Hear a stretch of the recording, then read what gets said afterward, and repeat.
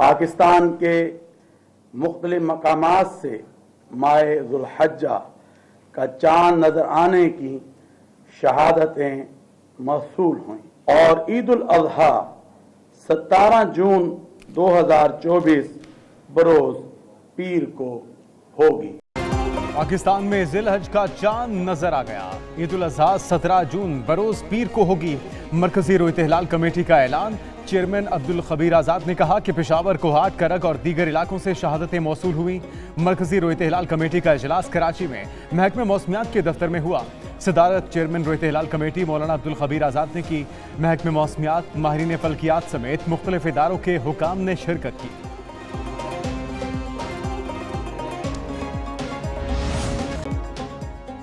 वज़ीर आज़म शहबाज शरीफ की चीनी सदर शी जिनपिंग से बीजिंग में तवील मुलाकात। पाक चीन इक़्तिसादी राहदारी की अपग्रेडेशन पर इत्तफाक। वज़ीर आज़म शहबाज शरीफ ने चीन में पुरतपाक इस्तकबाल पर सदर शी जिनपिंग का शुक्रिया अदा किया। पाकिस्तान में चीनी शहरियों, मंसूबों और इदारों की हिफाजत के लिए पाकिस्तान की अज़्म और मुकम्मल हिमायत पर जोर। सदर शी जिनपिंग ने वज़ीर आज़म के एजाज़ में इशाइये का भी एहतमाम किया, जहाँ बाहमी दिलचस्पी के अमूर पर बातचीत का एक और दौर हुआ।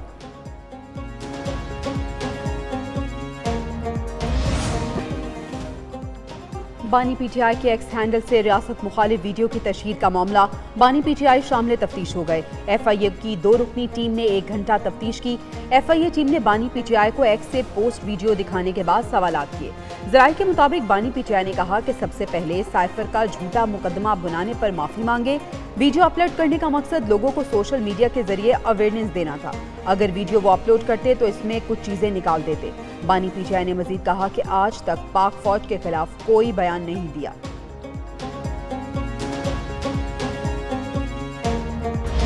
डीजीएफआईए को तो यहाँ पे बुला के उस अकल के अंधे आदमी से इंसान पूछे कि भाई तुम स्टेट के टूल हो, you are not the state, तुम स्टेट के मुलाजिम हो। स्टेट है तो ये पार्लियामेंट है, ये सुप्रीम है, तुम सुप्रीम नहीं हो।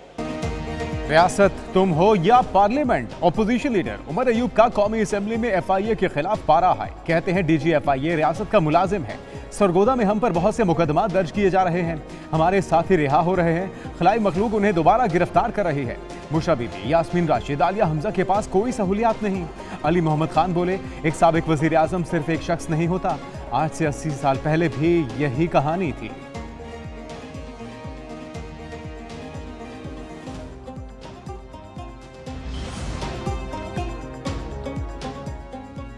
कराची अमन अमान के मसले पर एमक्यूएम का सिंध असम्बली में एहतजाज। अपोजिशन अरकान का नशिस्तों पर खड़े होकर शोर शराबा।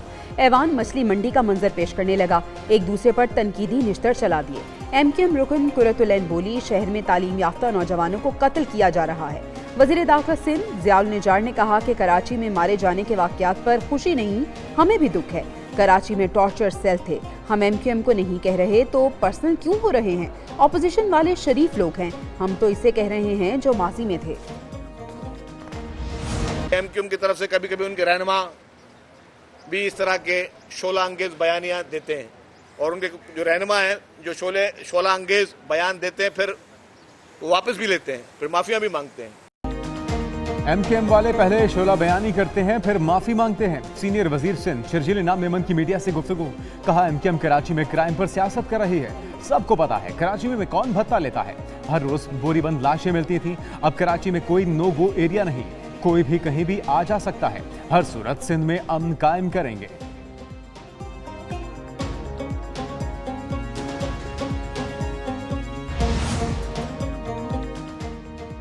Chief justice Lahore high court Malik Shahzad Ahmad Khan को सुप्रीम कोर्ट का जज बनाने का फैसला।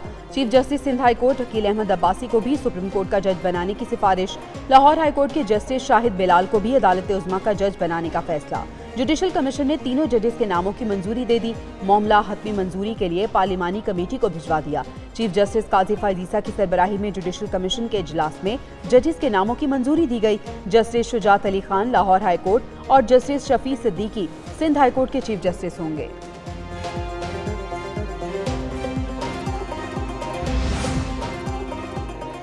वज़ीर आला पंजाब मरियम नवाज और पार्टी सदर नवाज शरीफ की ज़ेर सदारत इजलास। रोडा के प्रोजेक्ट्स की तकमील के लिए चीन और दीगर इंटरनेशनल इदारों से इश्तिराक कार का फैसला। मंसूबे में मास्टर प्लान पर अमल दरामद यकीनी बनाने की हिदायत।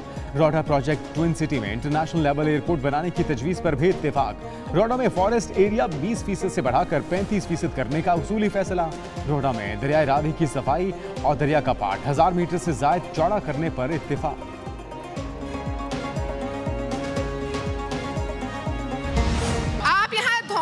धांधली और गुंडागर्दी नहीं कर सकते। आपसे इज्जत से मैं मुखातिब हूँ, आप इस बात पर कोई एतराज नहीं कर सकते। शिबली फराज और परवेश खान सेनेट में आमने सामने एक दूसरे पर लफ्जी गोलाबारी की बौछार कर दी। पीटीआई सेनेटर शिबली फराज ने कहा, पीपल्स पार्टी और नून लीग मिलकर पार्लियामान की धज्जियां बिखेर रही हैं। हाउस को तो इन्होंने राजवाड़ा बना दिया है। ऐवान में जिसकी लाठी उसकी भैंस का रवैया नहीं चलेगा। परवेशा खान बोली, ये ऐवान गुंडागर्दी और धौंस पर नहीं चलेगा। शिबली फराज ने कहा, आप किस रूल के तहत यहाँ बैठी हैं? परवेशा खान ने जवाब दिया, जिस रूल के तहत आप इस मुल्क में बैठे थे।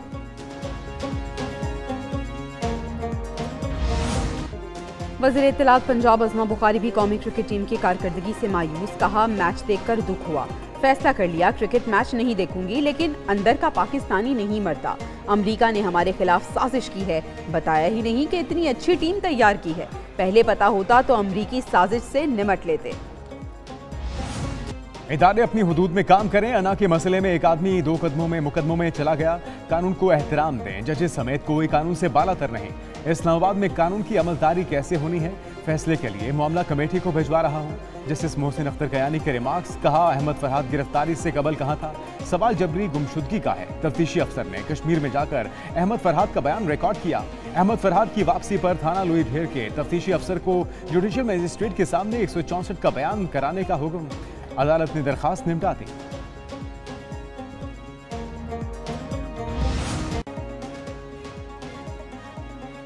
सुप्रीम कोर्ट का कासिम सूरी की तलबी के इश्तेहार जारी करने का हुक्म। तलबी का नोटिस घर के बाहर भी चिस्पा करने की हिदायत कर दी। कासिम सूरी की डीसीट करने के खिलाफ अपील पर समाअत। साबिक डिप्टी स्पीकर तलबी पर एक बार फिर अदालत पेश न हुए। आपके मौकल मीडिया और सोशल मीडिया पर बहुत मुतहर्रिक हैं।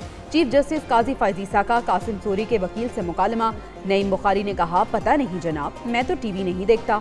चीफ जस्टिस ने कहा, आप खुद टीवी की शख्सियत हैं और टेलीविजन नहीं देखते।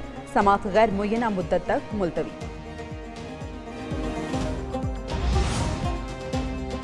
इद्दत के दौरान निकाह केस में सजा के खिलाफ अपीलें। शिकायत कुनंदा खावर मानिका की जानिब से कोई भी अदालत में पेश न हुआ। अदालत ने केस की समाअत 11 जून तक मुलतवी कर दी।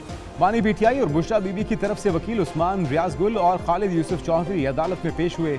एडिशनल इन सेशन जज अफजल मजोका ने अपीलों पर समाअत की।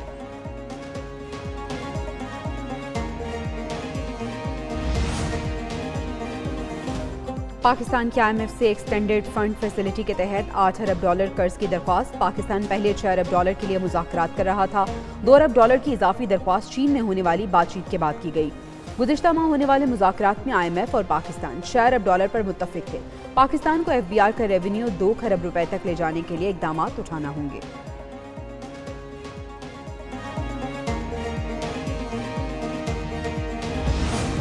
पाकिस्तान स्टॉक मार्केट में आज उतार चढ़ाव जारी रहा। कारोबारी हफ्ते के आखिरी रोज 108 पॉइंट्स की कमी के बाद इंडेक्स 73,754 पॉइंट्स पर बंद हुआ।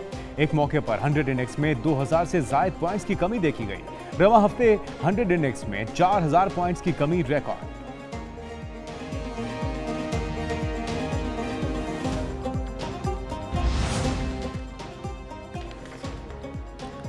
कराची वालों को बिजली का झटका कि इलेक्ट्रिक ने बिजली 10 रुपए 1 पैसे फी यूनिट महंगी कर दी। बिजली माहाना फ्यूल एडजस्टमेंट के मद में महंगी की गई। सारिफीन से जून तक सितंबर इजाफी वसूलियां की जाएंगी। जून में 2 रुपए 67 पैसे, जुलाई में 3 रुपए 11 पैसे इजाफी वसूल किए जाएंगे। अगस्त में 3 रुपए 22 पैसे और सितंबर में 1 रुपए फी यूनिट लिए जाएंगे। इत्तलाक लाइफलाइन और इलेक्ट्रिक व्हीकल चार्जिंग स्टेशन पर नहीं होगा।